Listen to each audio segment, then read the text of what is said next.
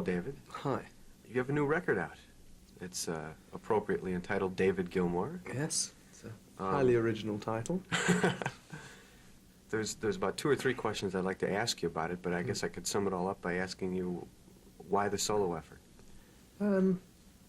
We don't have to work all the time now as Pink Floyd. We take time off from doing that, and this is something I've wanted to do for quite a long time, and the time came up, so I did it. But you know, there's no restrictions on me, as there always are with 4 people working together on anything, or living a life together or anything. You always have to make some sort of compromises, and this way I didn't have to make compromises, and it's a lot of fun for me to do. Do you think any of the songs on this record would be done live by Pink Floyd? Oh, God knows. I really couldn't answer that. I would doubt it myself, but I don't know.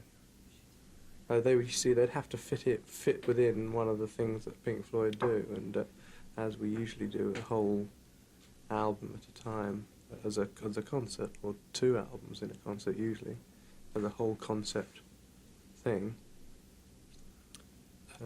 Unless the song fitted within the concept very well, it wouldn't be used. Do you have a different feeling with this record than you do with a Pink Floyd record? I mean, it must be a little bit more of a nervous time for you, because it's not the group, it's you. It's not a nervous time. I'm not unduly concerned about the success of it in terms of sales and things like that. You know, I am concerned about what reaction is, you know, whether people like it or not. But as to whether it sells an awful lot, I don't really mind. I mean, I am out here doing this, promoting it, because I do want to get a fair listening to it and everything. But well, all the reaction we've had has been extremely positive. In many ways, I like it more in certain respects than some Pink Floyd records. Did you think consciously when you made this album of the part that you played in Pink Floyd and what you wanted your solo record to sound like? No, I didn't. I made it without thinking about my relationship to Pink Floyd at all. I just let the thing happen organically, just come out, whatever came out. I didn't try to make it different to Pink Floyd or the same. Because I got that feeling when I listened to it, and that's one of the reasons why I liked it so much, because it did seem like a personal statement from you. And, it is, yeah.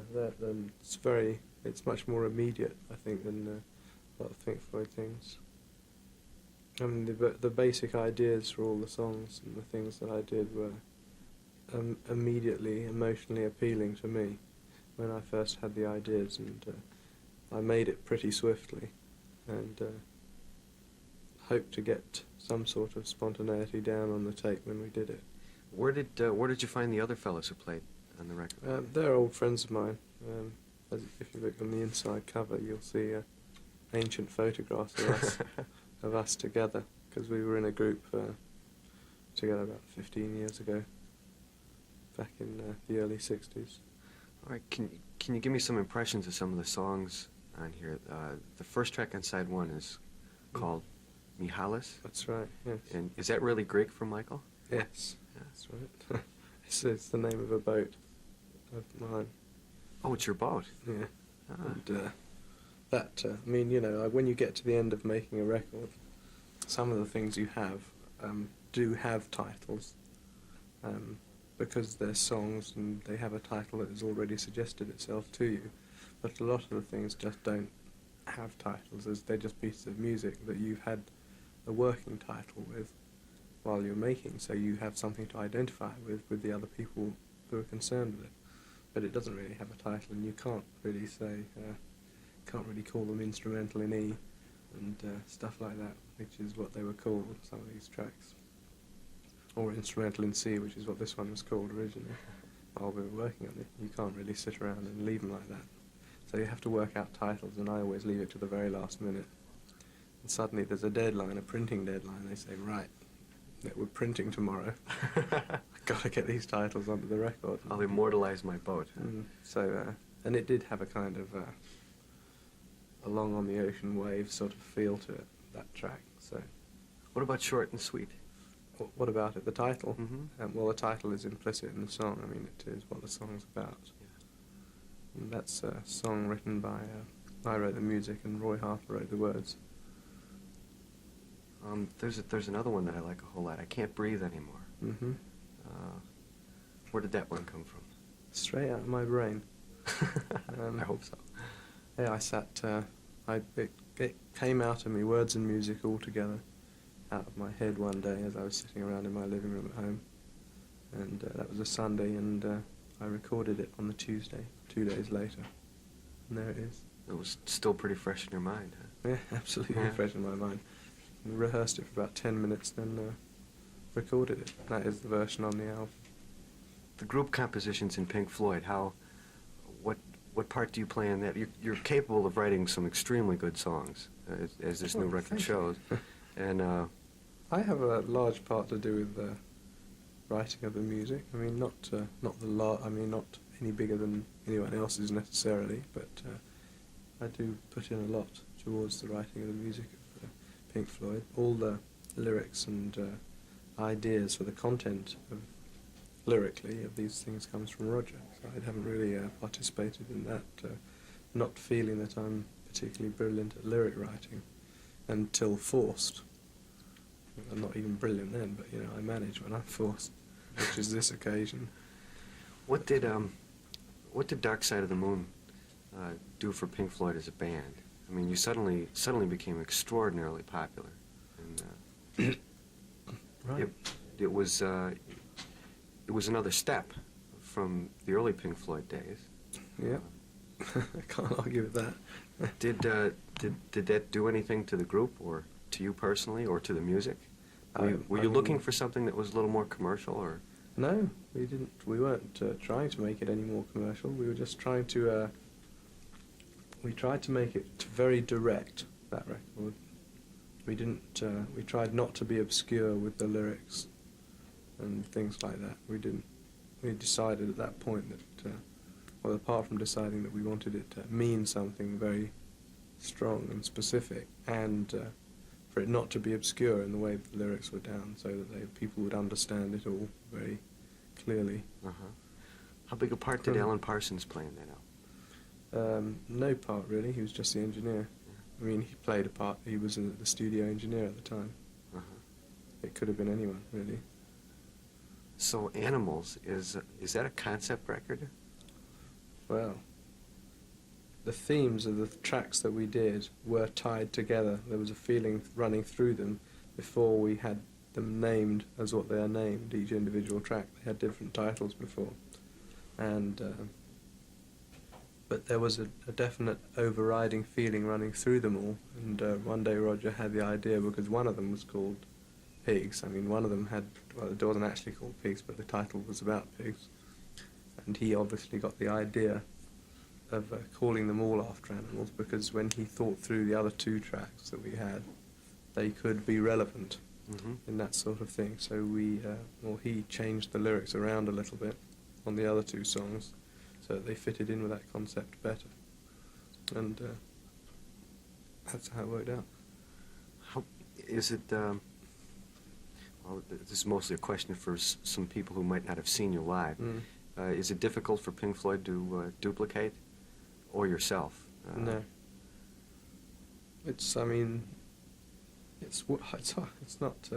difficult. It's just work. You know, you have to work out a way how you can do it live. I mean, we never sit in the studio and worry about whether we'll be able to reproduce it live. We worry about that after we've done it, because it would be a restriction if one sat in the studio and thought, well, we won't do this because we can't do it live. We do it the other way around, and whatever becomes necessary at that point, we do. And on this last tour, we had an extra keyboard player and an extra guitar player playing along with us, because they became necessary. That's something I wish Led Zeppelin would do. What? Carry a few extra pieces with them. I wish they'd have a few pieces of them myself. It was Less singers. They don't seem to be able to duplicate very well. That's all, because Jimmy does so many overdubs. I do a lot of overdubs too. And no, I did find that I had got too many overdubs, too many parts on that album for me to be able to do them all reasonably well. Mm-hmm. And I decided to get a second guitar player in. And that was terrific. I mean, that was my idea and decision. Do you think you'll go out on tour? With this? Yeah. I thought about it. I would like to. But I don't know when the opportunity will present itself, because we will probably be starting to work together as Pink Floyd again before too long. Uh-huh. And I've got a holiday overdue to me, which I'm going to be taking shortly. Where are you going to go? Greece. Greece. And so when that's all done with, we'll probably start working together as Pink Floyd about September time maybe. But if we don't, I mean, if we're having a meeting to talk about this very shortly, and if that doesn't happen, if people don't want to start just yet, just then I will probably do some gigs here and there. Mm-hmm. But not very extensive. I mean, I wouldn't be able to do very many. You mean start to work with Pink Floyd in September on a new album? Mm-hmm. Or Yeah. yeah. How is there's been quite a lot of space between albums for Pink Floyd. Is there any reason for that? Yeah, it's a very good reason. We don't want to sit and work together all the time. We want to do other things. Give me a chance to make a record. I mean, it takes us, it takes most people, but it takes us maybe, from starting to think about it, getting it together, writing, recording and stuff, usually it's well over 6 months for a record to get out. And Animals, it took a year nearly to make it, not in the studio all the time, but the whole process with bits of time off here and there in the middle, not working absolutely flat out on it all the time. And then we did 6 months touring, and that was 18 months. That was the whole of 1976 and half of 1977, working together solidly on that thing. Now, if we'd started again immediately after that, we could just about get another record out a year from that one. So, a year would be as close together as I could imagine that we could possibly get a record. Uh-huh. But there's no chance of doing that. None of us want to work like that at this stage. Are any of the other members working on solo projects? Rick's done one, yeah. It's nearly finished, I believe. I don't know about the others. Uh-huh.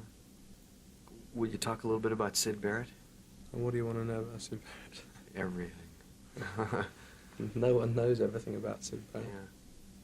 There's I don't know. There's not a lot to say about Syd Barrett, he was a very talented individual, and he's not in a fit state to do anything about it at this moment in time, and he hadn't been for about 10 years, and I don't anticipate that situation changing.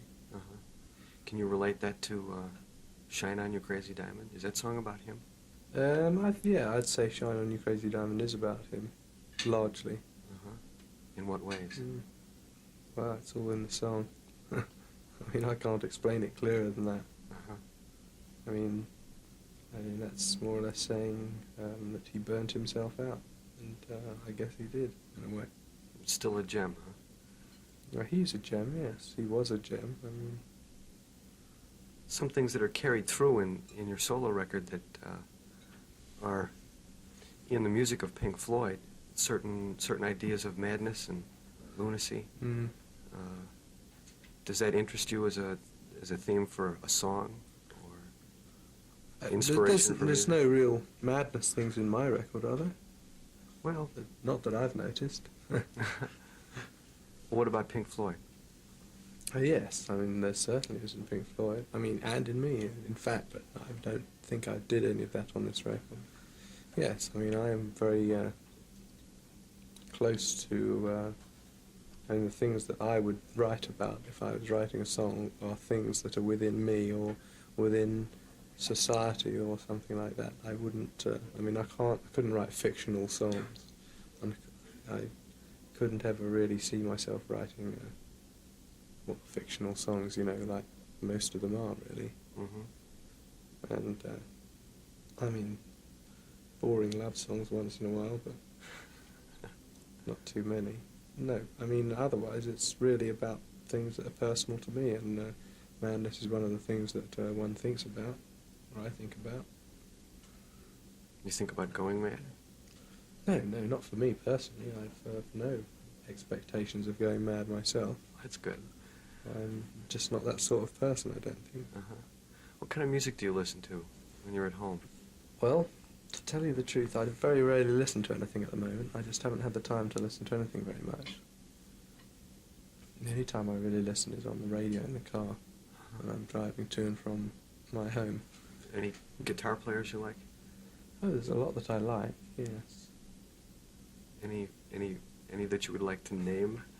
Not particularly that I like. I mean, that naming people that you like, or for me, naming people that I like is too restrictive because it gives you a one-sided idea of things unless I sat and read you off a list of about 1,000 people, you know. Uh-huh. I mean, I get influenced and I like so many different people who play. I mean, How long have you been playing the guitar? What's 14 from 32? 14 from 32 is 18. 18 years, huh? Mm. Do you have quite a collection? Of guitars? Mhm. Yes. Do you have any acoustic guitars? Yes, I got a couple of Martins and 3 or 4 Ovations, and a custom-made one by Dick Knight, and a custom-made one by Tony Zemaitis. Yeah. A lot of you English musicians seem to have his acoustic guitar. It's a very nice one. Donovan's got one too. That's the only one I've seen. But it's a very nice sounding guitar. He's making me a fretless bass guitar at the moment, acoustic bass guitar, and a miniature acoustic guitar. That big. For my daughter, but I don't think I'll let her touch it for a few years because she's too destructive. What do you think you'll be doing in 15 years? Well, you know, I mean, if the record companies will still put out the money, I'll probably still be making records. Yeah. Who knows? I hope so. Well, I do too. I mean, I can't think of anything else to do, so. Well, I don't think you'll That's have a much living. problem. Not at all.